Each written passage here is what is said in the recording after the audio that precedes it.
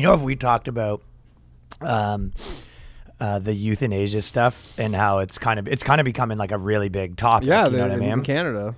It happened in Canada, but since that happened, you know, a lot of people messaged me about it, and we're like, no, this thing's like becoming a huge like scandal, right? Mm-hmm. And so one of the ones that someone sent me that is like pretty wild, but also funny, is there's like a Canadian soldier that had PTSD.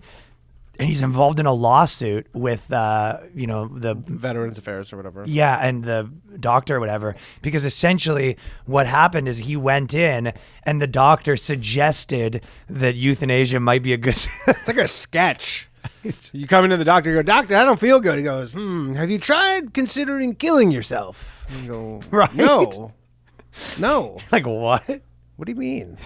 Yo, but that is, I guess, the natural progression. If a guy's like, you know, my life's bad, my wife left me, like I just every day is hell. And the guy's like, yeah, okay. Do you want to do it tomorrow or next day? Or what do you think? And he goes, what? Oh. He goes, wait, are you loading a gun right now? He goes, what? What do you mean? Yeah. He goes, we'll just take you out back, like fucking do you old Yeller style. Yeah, we can do this. Like, I can slot you in this afternoon, to be honest. Slot me in for what exactly? Oh. Mary, fire up the incinerator. We got one. We got one. Because I'm sure these guys get paid pretty handsomely for when they do a kill job too, right? You think so? Do you think this is some sort of bonuses? I think it's more like a guy comes in and you go, well, option one is you should prescribe him some antidepressants. You know, maybe you get a little cut of that. You walk away with $400 plus a little vacation every year for all the top doctors. Yeah, so you're making $600 on that visit. Or option two, you sign this guy up for a euthanasia and you probably walk home with a few bills or a few K. That's one of the craziest things if they're like euthanizing big suicide, euthanizing depressed people.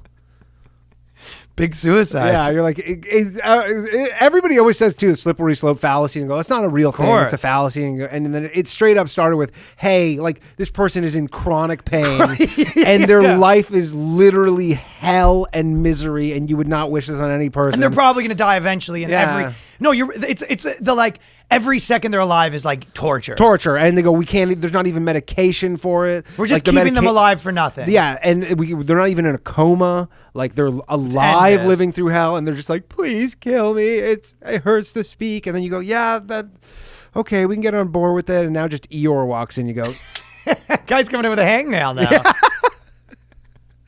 Yeah, straight up. He goes, doc, No, it's literally the guy's like, I just been bummed out later. He's like, zzz, he's got the cords all in his hands. You want to do this now or later? Yeah.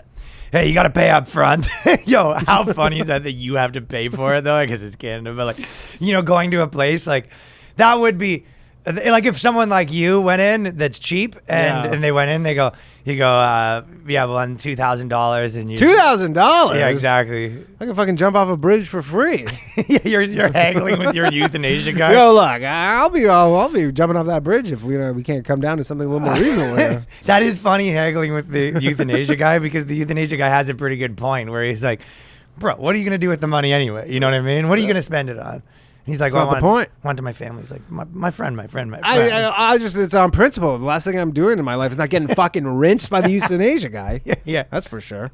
Especially if you're like hardcore Jewish, you go, the big guy's not going to like that I come in with that. And by the way, my last point about my trip is I got, these days walking around, I get a lot of people recognizing they want to take photos and stuff like that, right? Mm-hmm. And the most... on this trip, let's say 25, 30, whatever, right? Yeah. 5 like hardcore Jewish people, Orthodox. Where at, in the airport? No, 2 in the airport, 1 in Edmonton. Well, like not a lot of Jews in Edmonton. I'm the Lord of the Jews. Like these people love me way more than you. These people, my people. These people. Well, you wouldn't understand what it's like to be beloved by the Jewish community. I'm not, and I don't. I don't know what it is. Maybe it's my comedic sensibility. Maybe, but I'm telling you, Jews like comedy. Buddy, I feel like if I ever get in trouble with like they're trying to kick me off everything, like they have those are the ones that won't help you though. There's different ones. Yeah, there's different ones to help you. There's always different groups. Those are the ones you go, hey, the Jews help me, and they go, we can help you we don't like you anymore. We can help you get a deal on a suit. You're dark matter. Do you need a diamond? Oh, I feel like that's a perfect example. I'm telling you, buddy. It's unfortunate because you're Jewish and you'll never experience what it's like to be so beloved by the community. I won't, and I'm not.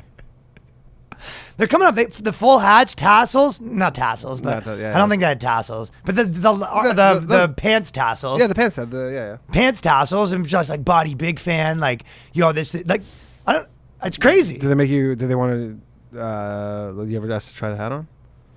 They would let me. Probably. Go ahead. It would probably smell. I'm telling you, buddy. Does that stink? This is my people. I've always thought. I wish it was. I'm like you should convert. Yo, I'm a woo. A woo. You should convert, dude. A woo. I always felt like a little bit where you go, because really my life would be the exact same, except I would have a little bit extra, like people wanting to work, like other Jewish people wanting to help me because I'm Jewish. Mm-hmm.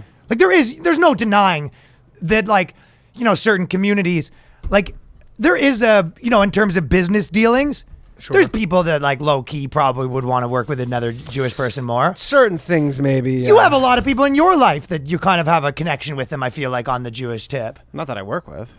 I don't know. I've never received one thing from being Jewish professionally. Are you sure? I'll tell you. I'll tell you a perfect example. You've had managers and stuff, and it's kind of like you have the same holidays, and Oh, Jewish managers. Who would have thought? In the entertainment. I mean, I've had one manager who happens to be Jewish. All right, fine. And hasn't done much for me. Well, I'm telling you, buddy. These people like the kid. Not done much for me.